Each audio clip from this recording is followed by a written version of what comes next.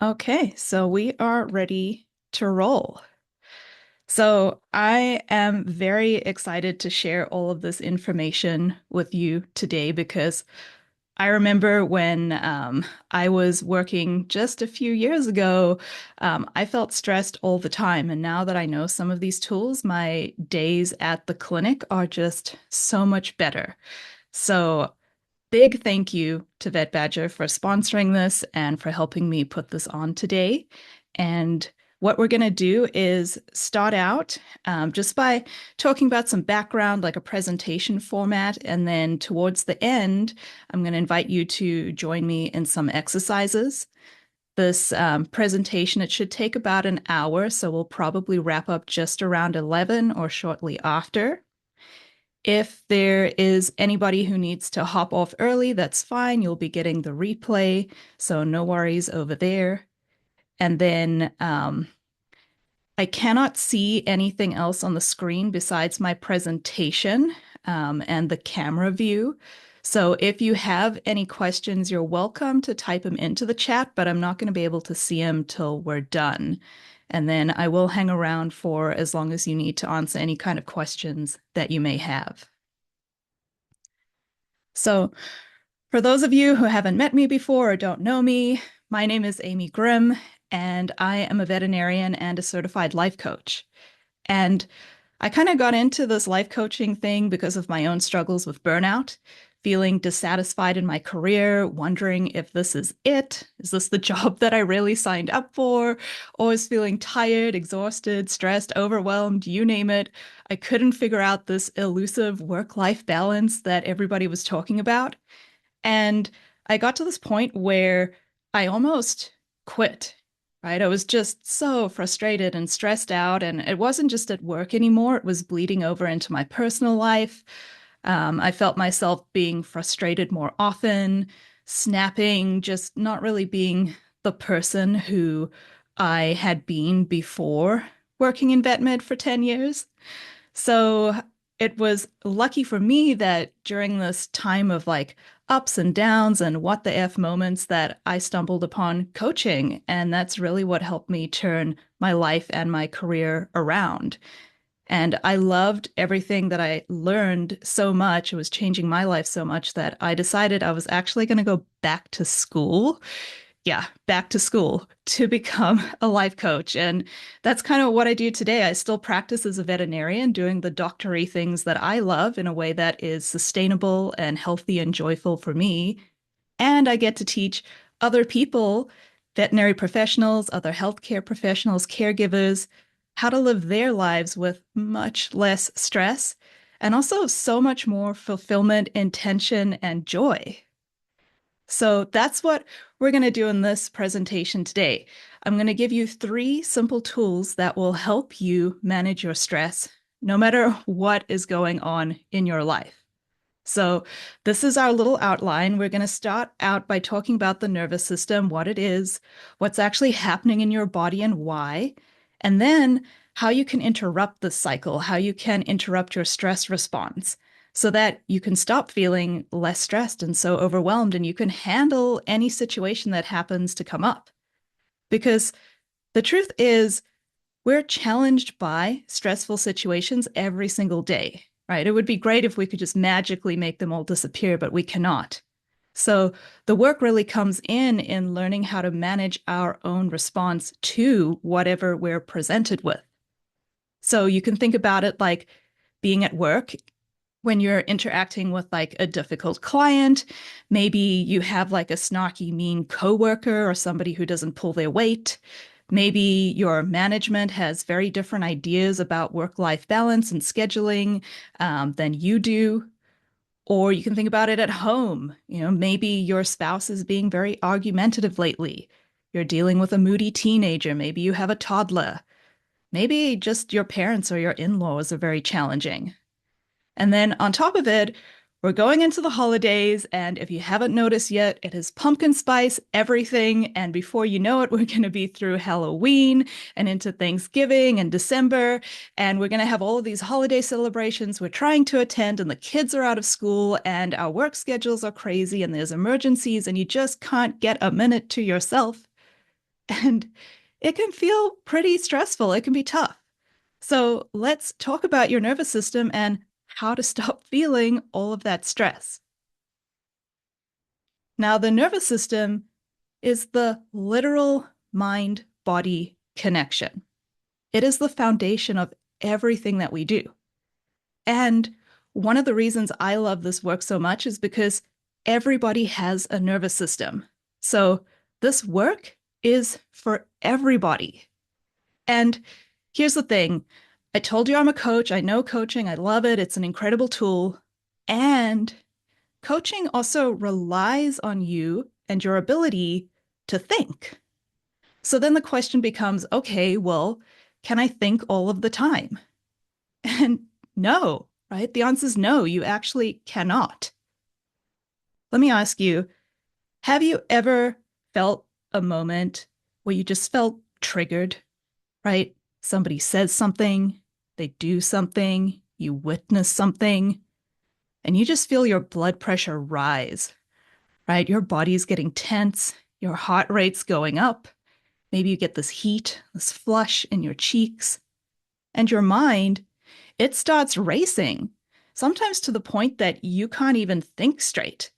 And when this happens, you want to say something, but you can't get the words out. You don't know what to say, or maybe you say something that you later regret, or in some cases, just poof, right? There are no thoughts there. I don't know if you ever had this experience in rounds, but a resident or a faculty asks you a question in front of everyone, and you've only been studying this material for like 4 years, and now suddenly, poof, you know nothing. This is all happening because your thinking can be physiologically hijacked. Your nervous system can actually physiologically hijack your thinking. So yes, coaching is great, mindset work is great, but if we want to get in there and start to change and evaluate the cognitive stories that we tell, we first need to start down in the body. What stories is our body telling, and how is that responding on autopilot to all of the stress and situations around us? So I'm going to give you like a quick guide, a manual to your nervous system. It's going to be super simple, like explain it to me like I'm 5 version. And then we're going to talk about what we've learned, and we're going to apply it through 3 somatic body exercises to help you eliminate stress. Now, we already know the nervous system is the way that the mind and the body communicate with each other. And your nervous system, it runs everything behind the scenes, right? You know this. It's running your heart rate, your respiration, digestion. It even has autoimmune function.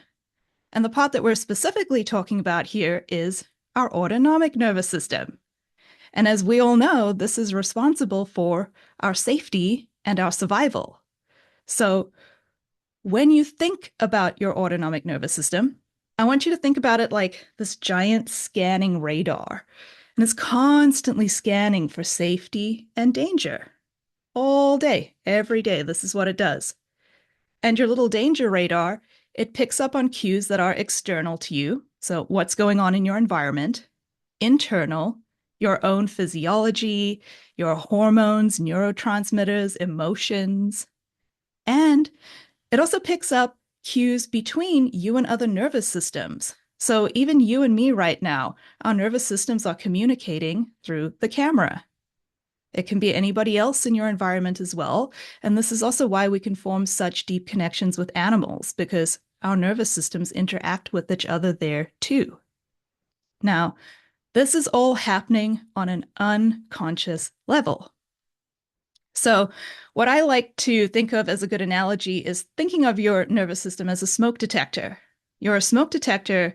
It's designed to pick up smoke, sound the alarm, and get you out of the burning building so that you can survive.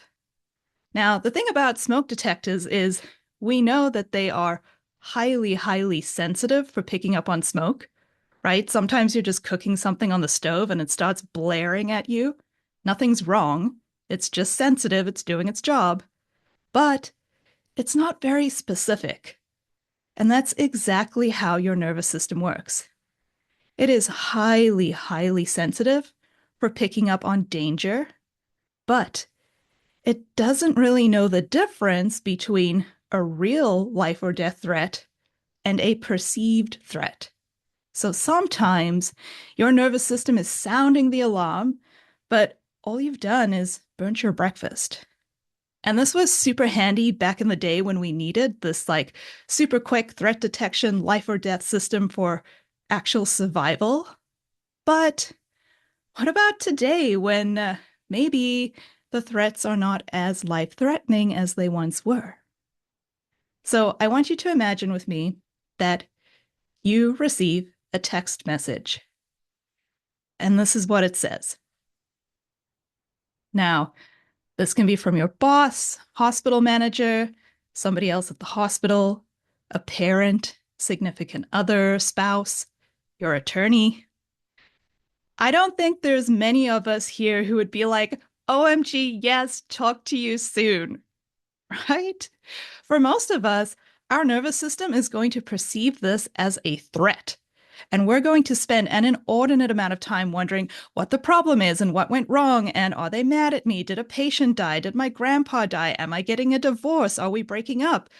It really depends on who you get the text from, but there's going to be a lot of stress and a lot of questions. In reality, you just received a text message. This is not life or death. But do you think your little danger radar is going to let you draw that conclusion? Absolutely not. So that's really the first thing that we need to know in our manual of the nervous system is that this is all happening on an unconscious level, and based on the cues that your nervous system is picking up, it's going to make some biological decisions for you. So if it senses safety, it's going to put you into a physiological zone of safety. This can feel like home. You're safe, you can relax. This is your parasympathetic state, your rest and digest. And specifically, we're talking about the ventral vagal state here. This is actually the state in which you're supposed to spend the majority of your time. But for many of us working in vet med, we find out that we don't go home as often as we thought we did. This is where you have control over your thinking, your planning. You can think about your thinking and your emotions and make good decisions. And this is where the wonderful world of coaching comes in. But this is not what we're talking about today. If your little danger radar senses a threat, it's going to send you here, right? Most often, it's going to send you to what we call team hyper, a hyperactivated sympathetic state. This is because it thinks it needs to defend you. So it's going to activate the sympathetic branch of your autonomic nervous system, and it's putting you into the state of hyperarousal. And we all know the three main players here: fight, flight, or freeze.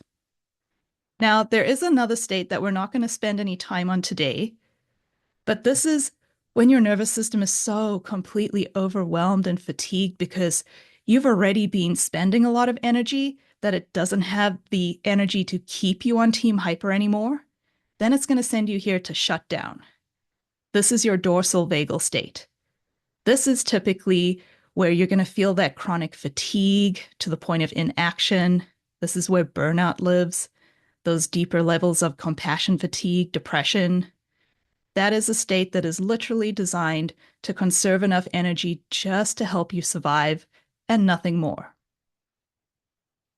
So now we're going to talk about why this is so important to know. We already know that our nervous system is constantly and unconsciously scanning, and based on what it detects, it's going to send you to a team, a state. The important thing here is you don't get to choose. The state to which you're assigned is not a choice. And all your nervous system is doing is checking out what's going on outside of you, inside of you, between you and others, and it's making a decision.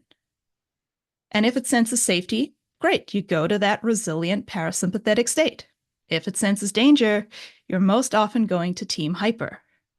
Team hyper is a team of survival. Remember, sympathetic activation. And what this means is that our survival brain, it is running the show. not our logical brain, not the prefrontal cortex. It is our little survival brain that is now in charge.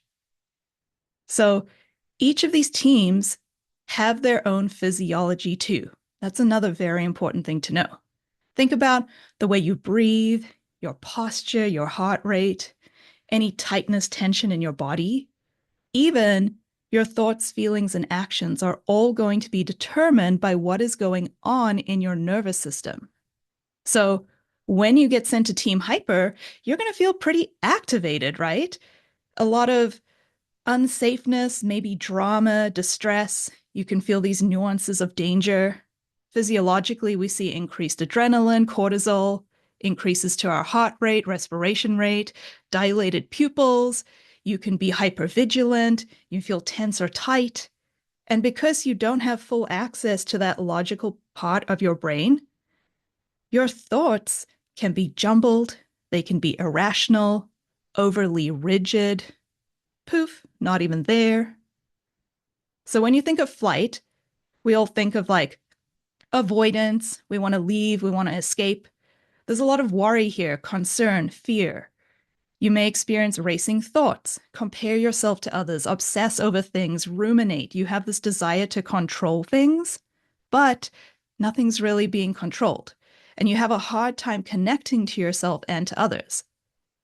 If you get sent to fight, then we see anger, frustration, rage. There's still a fear, but it's like defensive. It can also seem unsafe. You can feel overwhelmed. You can panic. You have poor judgment.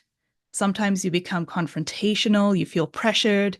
You focus on what's fair or not fair. You can be more abrupt or direct. There's a lot of tension, aggression, eye contact, raising your voice. And then freeze.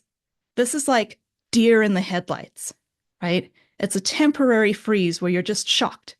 And a lot of us will experience this as overwhelm, where we just don't even know what to do next. We're just so completely overwhelmed that we can't think straight and we don't really have the words. And sometimes our mind is blank or we can't focus.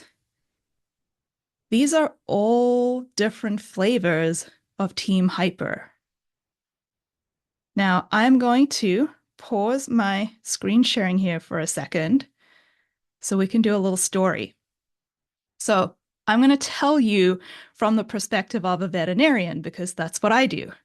But if you are here as another veterinary professional, kind of think about it, how it relates to your day, whether you are a technician, assistant, reception, management, see how this kind of fits in and what resonates with you.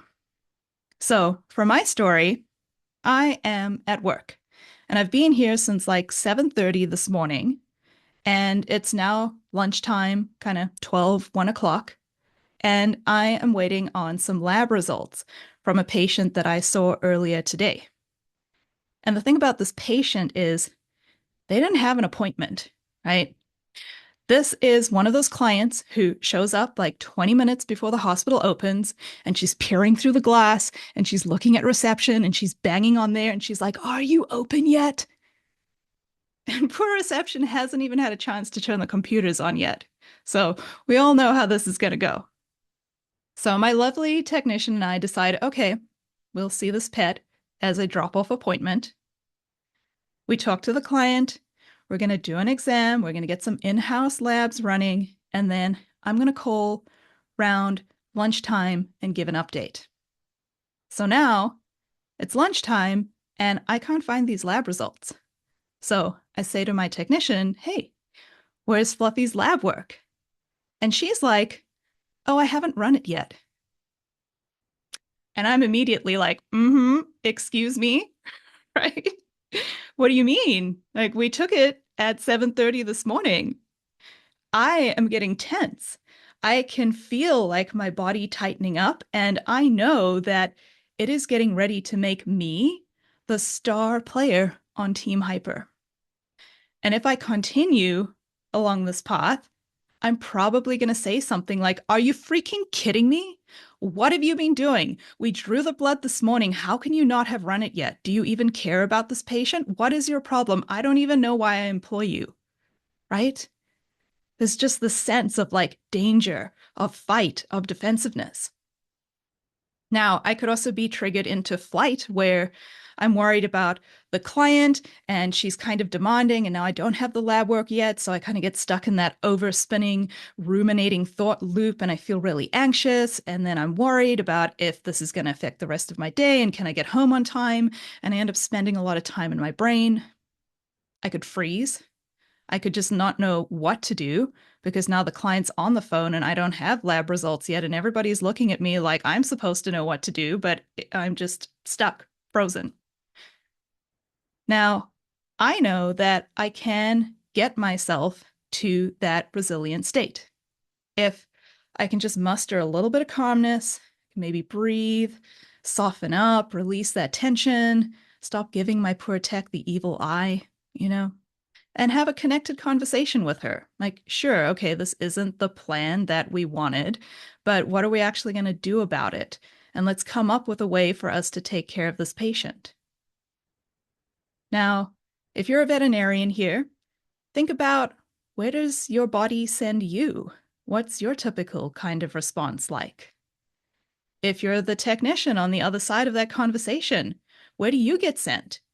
Because sometimes I can be triggered into that fight state, and so can the person I'm talking to, and then you just end up fighting with each other and upping the ante, right? So you really need to know what is happening inside of your own body.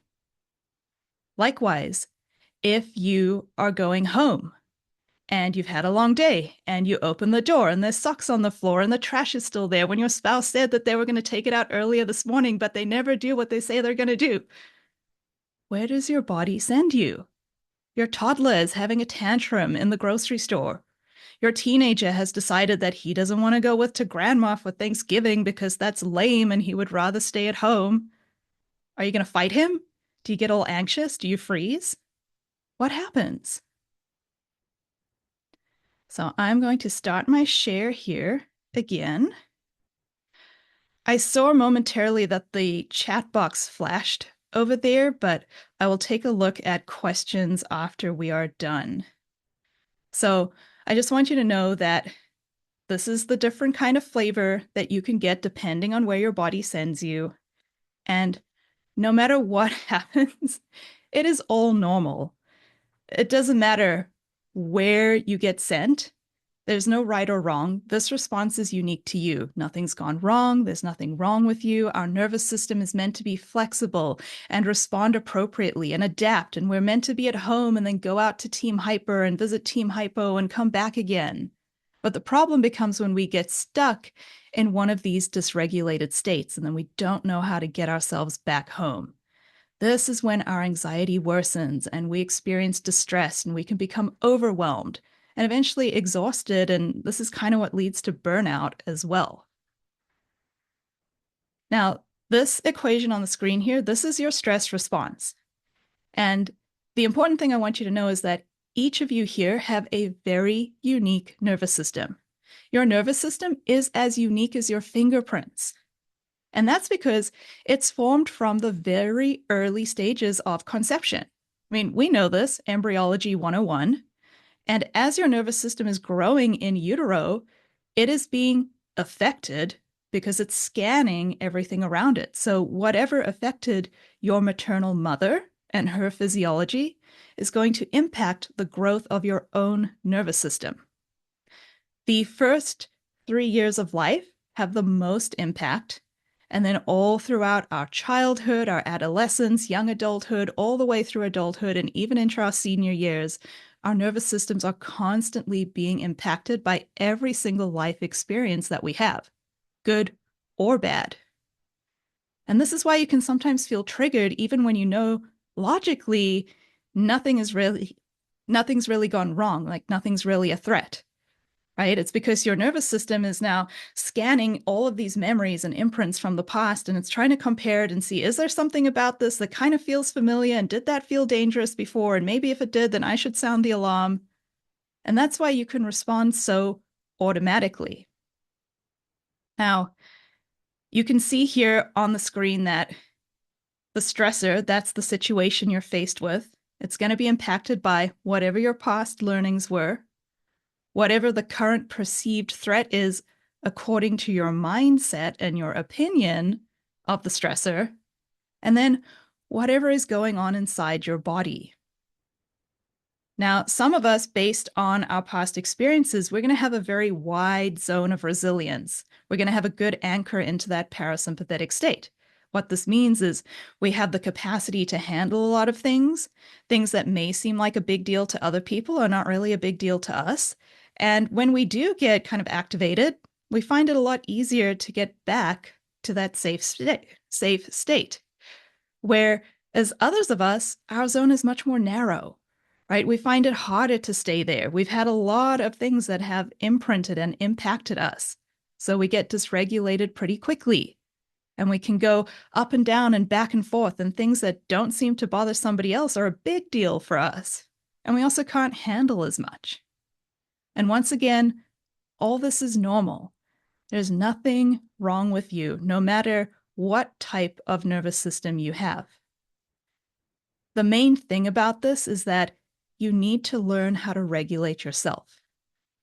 If you want to be less stressed and you want to be able to handle whatever your triggers are, then you need to know how to break your own automatic cycle. So this is a representation of what we've been talking about. You can see on the top, circumstance. That's the life event, whatever happens to you, whatever challenge or adversity or stressful thing. And then your nervous system scans it. And based on what it detects, it's going to send you to safety or activation. And we know most of the time we get kind of activated. Now, the thing here is that if you want to create the result of being less stressed, you have to have full access to that prefrontal cortex, that thinking, logical portion of your brain. That is how you take control of your thinking, your emotions, your actions, your responses, and you create the result of feeling less stressed. Now, we're going to be talking for the rest of this presentation about how to get from dysregulation to regulation. So the yellow arrow that you see on the screen. The other steps that are included there, that's kind of more coaching and mindset work. And for anybody who would like to learn more about that, you're welcome to leave something in the chat. I'm more than happy to do a follow-up presentation and specifically talk about the steps there. But for today, we're focusing on how to get from that team hyper over to our nice, resilient parasympathetic state. So what I want you to know is that these tools are super duper simple. Really simple. Your nervous system does not need much to regulate. But it's not easy because it requires practice, right? Just like learning a new language, an instrument, building muscle, it requires patience and persistence and practice.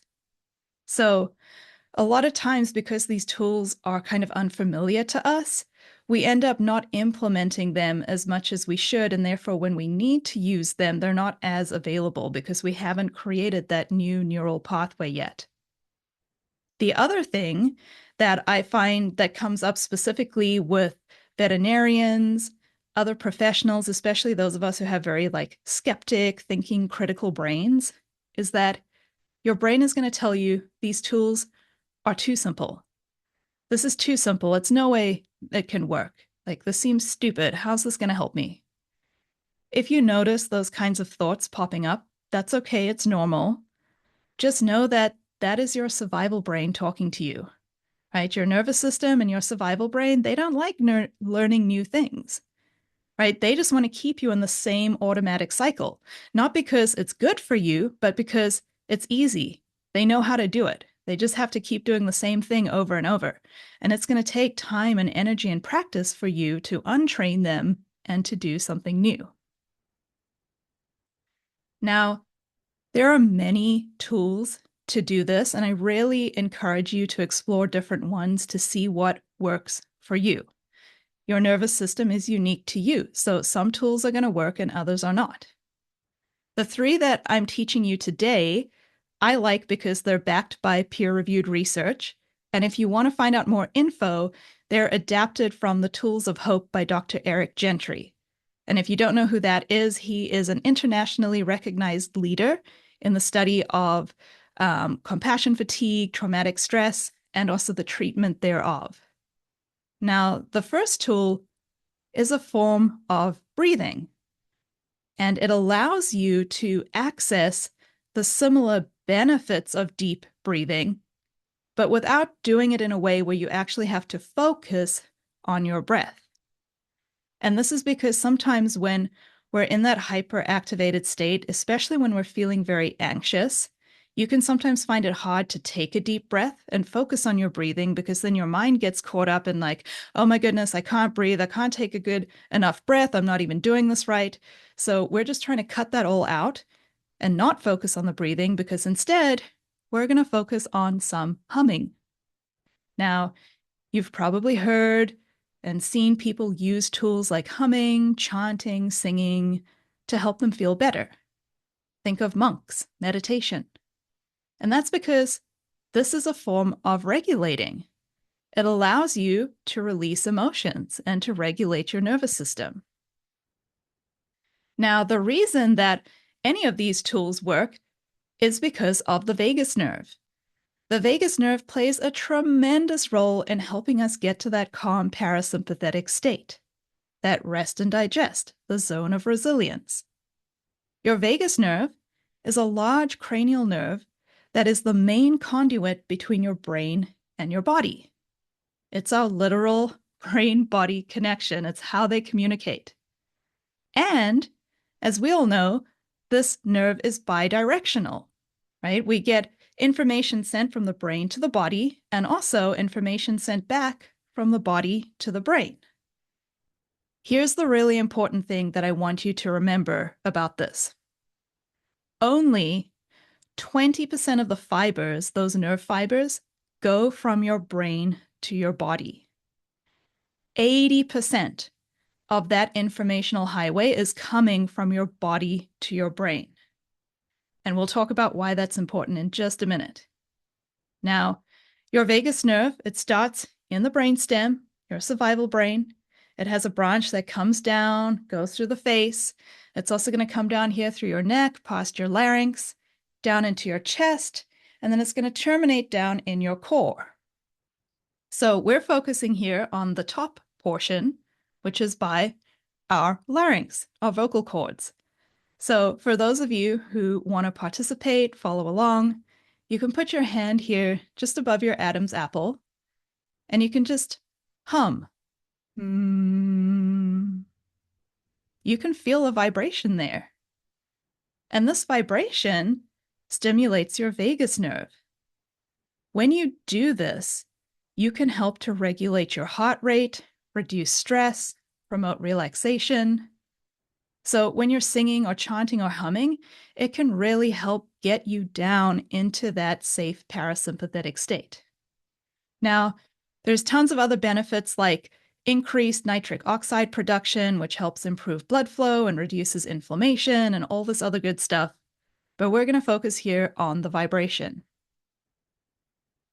So what we're going to practice is the VU technique, or the foghorn breath. And I'm going to teach you a modified version of this where it kind of combines two different techniques together. So the other technique I'm talking about is the physiological sigh. And that one is a form of taking the breath in and then releasing it. So in the normal foghorn breath, what you do is you take in a gentle inhale through your nose, and then as you gently exhale through your mouth, you make the sound VU, and you're trying to create vibration in your vocal cords. The physiological sigh is a different form of breathing, and that is actually how babies regulate themselves. Our nervous systems are so smart that they know how to do this right from the get-go. If you've ever heard or seen a child start crying, oftentimes they'll go, wah! So the physiological sigh is taking in 2 breaths and then releasing through the mouth. And for those of you who have children, I'm sure you've seen this where maybe they fall and they're not mortally wounded or anything, but they kind of look stunned and they look down and suddenly they're just like, and they start crying. That is because they're trying to regulate. Their nervous system has been triggered and they're in that hyperactivated state. And this is a way for them to discharge that energy, to bring themselves back down. So I'm going to stop my screen share here while we do this. So I invite you to do this along with me. What you want to do is just get comfortable in your chair, feel all relaxed, and then you're going to take one hand and you're going to place it here on your throat. And then the other, you're going to put down here on your diaphragm. And then we're going to take in a gentle inhale through our nose, and then a second shorter one to kind of top off our lungs. And then we're going to gently exhale through our mouth, and we're going to voo. And you're going to try and create as much vibration as you can. So here we go. Let's inhale through the nose, top it off, and now voo. Don't worry, nobody can see you, nobody can hear you. Let's do it one more time. In through the nose, top it off, exhale. Voo.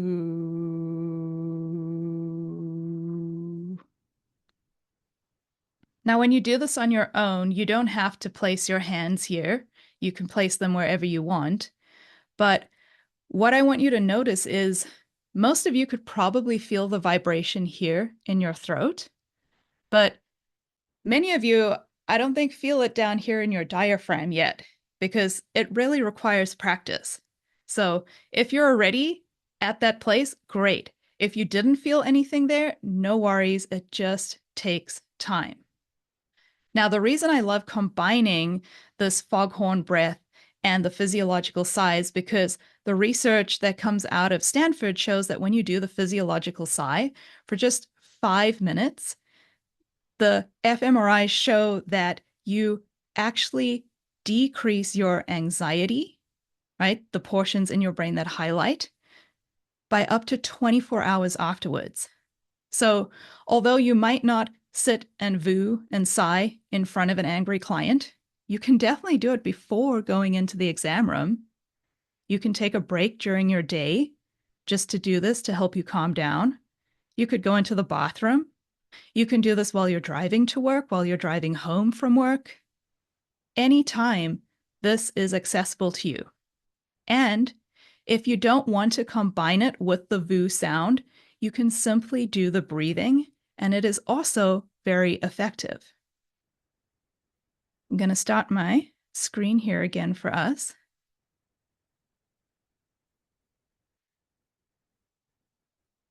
So when we're stressed, when we're dysregulated, our breath gets kind of shallow. Our heart rate gets faster. We tend to be more tense. And our physiology is sending feedback up to our brain telling us that, hey, we're tense, our heart rate's up, blood pressure's up, we must not be safe, which then keeps us feeling stressed and tense. And this is why it can be so hard to logically talk yourself out of these feelings, because only 20% of that highway is going from your brain to your body. This is why you can logically know that something is not a threat, but still feel anxious. And I'm sure you can be familiar with situations where you're thinking like, this shouldn't be a big deal. This isn't a big deal. Why do I feel this way? It's because you cannot logically override the 80% of feedback that is coming up from your body, your actual physiology telling you that, hey, no, I think we are stressed. Now, we know that we can't use our logical brain to turn off anxiety. That would be great, but it doesn't work that way. We know that we cannot use our brain to just control our heart rate, but we can exert control through our breathing. Breathing is this indirect line to our nervous system and our physiology. And if we can just slow everything down and create a calmer, more regulated physiology, we can override the signals of stress from our nervous system and our survival brain. Our breathing is a process that runs in the background without our thinking, and we can take control of it, which is so cool because it allows us to switch between this conscious and unconscious, right? Unconsciously running in the background, automatic patterns versus conscious control and awareness. So when we have these more shallow, rapid breaths, we tend to overbreathe. And as humans, we're supposed to breathe at a rate of about 10 to 12 breaths per minute. But when we're more activated, stressed, dysregulated, we actually end up closer to 15 to 18 breaths per minute. So we're taking in more air than our body needs. And this actually has a number of physical and psychological symptoms. Shallow breathing, it gets rid of more carbon dioxide than you take in. And your body's response to these low CO2 levels is to constrict your blood vessels, which then reduces the amount of oxygen that reaches your brain and your tissues. And when your brain and your tissues don't get enough oxygen, they become kind of hyperexcitable. And this leads to more feelings of stress and anxiety, even difficulty concentrating, dizziness, lightheadedness. But we do know that we can take control of our breathing to shift our state. We cannot be in a dominant sympathetic and dominant parasympathetic state at the same time. It's impossible. So if we are activated and we slow our breathing down, we can flip into that parasympathetic state and reverse our stress response. And when we consciously do this, not only is it calming our nervous system, but it's also bringing that logical brain online that's then looking around and saying, okay, well, she's breathing fine, she's focused, heart rate seems good, so yeah, I don't think we're that stressed. Doing these breathing techniques like the foghorn breath, the physiological sigh, it also invites your neck and your chest to relax and open up and allow more oxygen in. So it's really a combination of different things, right? You're breathing slowly, you're getting down into that parasympathetic state that's helping you relax. You're adding in the VU, creating vibrations to further stimulate the vagus nerve. And you're also focusing on just taking in some air and then creating the sound. So you're not getting caught in a loop in your head about breathing. And you're also bringing your mind to the present moment. You're not allowing it to wander off into the present or back into the past. You're bringing it here with you in the present moment. Now, for this tool and the other two, what I really offer is practice at home when you're not in a stressful situation. Practice while you are driving to work or brushing your teeth or while you're going out for a walk. Because the more you practice, the more you're going to build and reinforce these new neural pathways that are going to help you make this behavior automatic. We're trying to break the stress response and insert a new behavior and response. The other thing is that you can put your hands to wherever you feel sensations of stress, pain, heat, anything like that. When you do this, it's almost like you're offering support to that area. So if your chest feels tight, put your hands there. If you feel tension in your neck or maybe a headache coming on or some GI distress, put your hands there because that can really help you offer support to yourself and your body. Now, this next technique is one that is a little bit more challenging to learn, especially if you've never done anything like it before. But I really love it because once you have it down, you can do it anywhere without anybody knowing what you're doing, right? If you're sitting, VUing, people can hear you. That's fine, right? But sometimes you want to be a little bit more discreet. So maybe you're in a meeting, or you're sitting around the family dinner table, or you're driving to work. You can even be sitting just in an exam room in front of a client, and you can do this one. So I'm going to pause my screen again.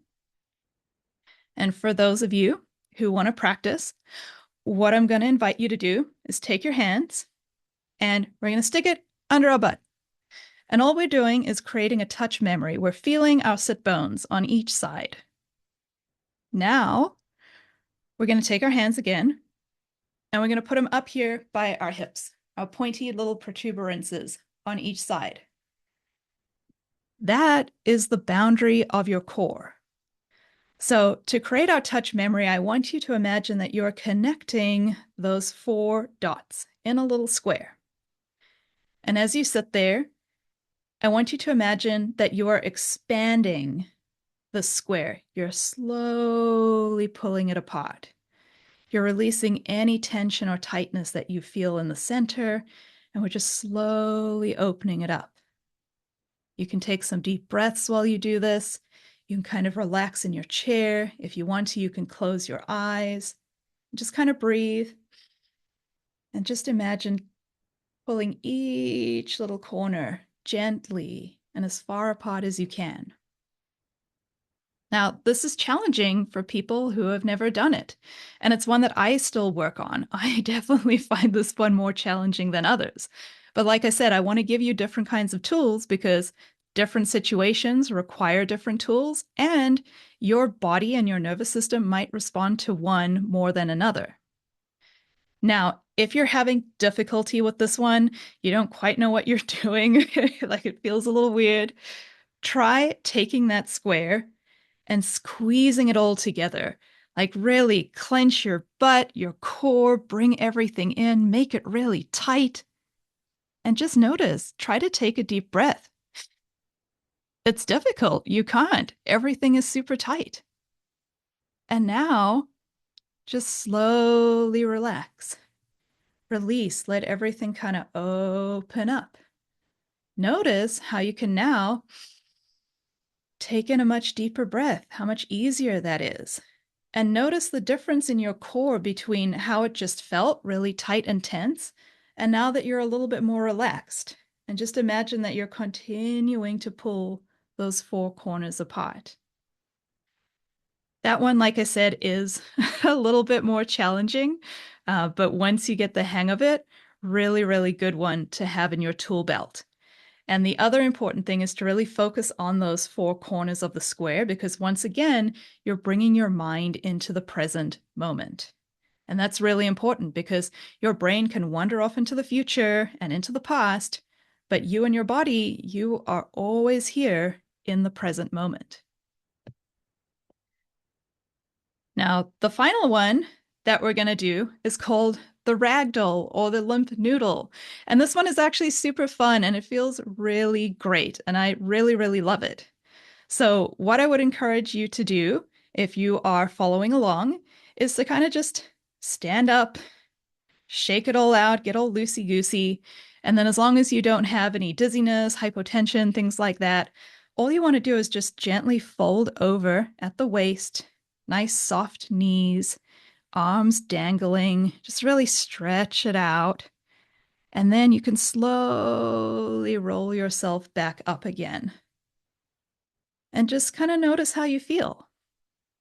Now, the good news is that it does not have to be this dramatic, right? Remember what I said earlier? Your nervous system does not need much to regulate. So if you are unable to do the full ragdoll, or maybe you're in a situation where you don't want to, all you need to do is focus on unclenching your fists, lowering your shoulders, releasing any tension there in your neck. If you're sitting down, imagine just melting into your chair, just letting everything become really loose. Wiggle your toes. What you're doing is you're scanning your body with your mind, and you're noticing any areas of tension or tightness, and then you're actively releasing it. So it's super easy to notice in the middle of a heated conversation, how am I feeling? Am I very tense? Let me just focus on letting go. And that's really the key here to helping you establish these routines and decreasing stress in your life, is that you want to go through your day confronting any little perceived stress in a relaxed body, because a relaxed body cannot house stress. It's impossible. A relaxed body cannot house stress. If you want to test this out for yourself, you can try relaxing in your chair, getting really loose, and just being very calm. And then try to yell and say something really angry. Like, you can't do it. As soon as you start that behavior, you get tense again. Your facial muscles change. Your physiology is changing. It is impossible for you to be anchored in that physiological parasympathetic state and be activated. Now, this last part of the presentation, I just have a couple more slides for you. This is kind of the secret sauce that a lot of times gets left out. And I really want you guys to know this, because a lot of times we try to practice these techniques, but we don't really make the connection, and then we kind of give up on them, and then we just keep doing the same old thing over and over again. So what we're going to do here is actually work on that mind-body connection. Right? You have to connect the two and get them on the same page if you ever want to get a handle on your stress response. So the first thing you want to do is establish safety. Ask yourself the question, am I safe? Am I empirically safe right here in this moment? When you notice yourself being triggered, being activated, ask, am I safe? And the majority of the time is, yes, you are. It's just a perceived threat. And if you actually are in danger, it's a good thing, because now you're activated and you're going to do something about it. But the majority of the time, we are empirically safe. And when you do this, when you ask and answer this question, it sends a very strong message to your subconscious that, hey, logical brain and I have checked things out and we are in fact safe. You're just letting your nervous system know that, hey, little buddy, this is just a false alarm. The next thing you want to do is ask, do I feel safe? And the majority of the time, the answer is no. You've been triggered. We've come up against some kind of perceived threat. Our body, our nervous system, our survival brain, they're all activated. And although we know it's just a perceived threat, we don't actually feel safe. But you can't argue with all of that information, right? You only have 20% of that logical information trying to tell you that you're safe. You can't override the 80% of feedback. So you have to validate your nervous system. If you want to be able to get into your body and relax, you have to validate and create that connection. And then the final step is, once you've established, am I safe? Yes. Do I feel safe? No. That's when you can scan your body, feel for any tension or tightness, and you can use one of those 3 techniques. Your brain can always go to the future and the past, but your body is here in the present moment. So you really need to get into your body and notice where you feel the stress, where you feel the tension, and then focus on actively relaxing. And this is why it's not easy. It can be so, so difficult for us who haven't had these kinds of tools before, who spend a lot of time up here in our brain. We often don't get down into our bodies. This is the work. This is why it can feel so challenging. But when you're regulated and you're telling yourself that you're safe and you're connecting and you're getting into your body and you're relaxing even just a little bit, your logical brain comes back online. You start thinking. You get to choose how you want to respond. You can start living with intentionality rather than reactivity. And the goal is to go through your day confronting any little perceived threat in a relaxed body, because a relaxed body cannot house stress. Staying in that sympathetic activation is what causes the distress in your body.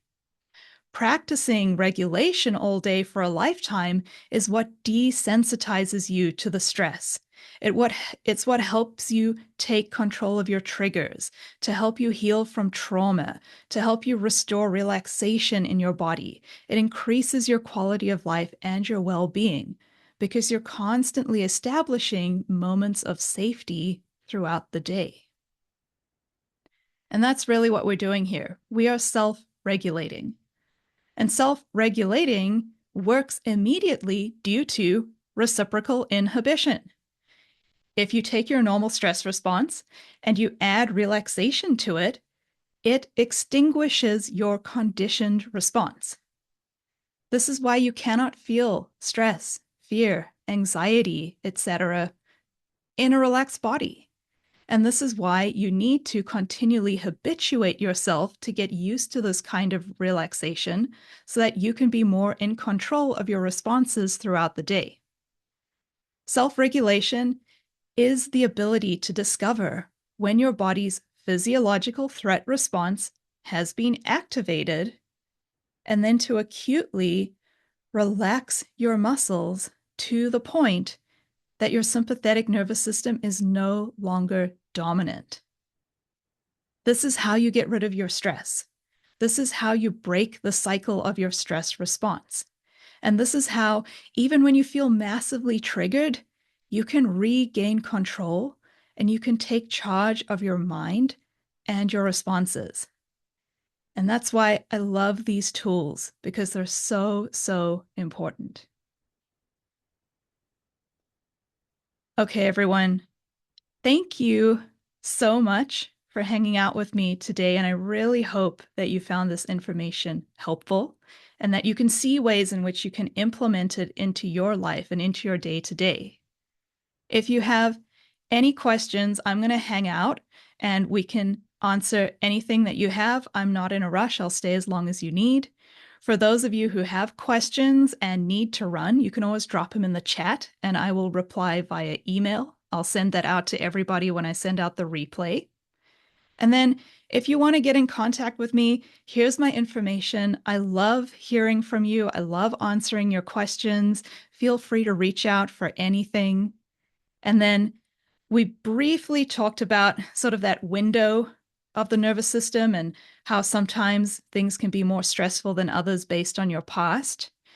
This here is a QR code for a free workbook that I've created that kind of helps you work on that side of things.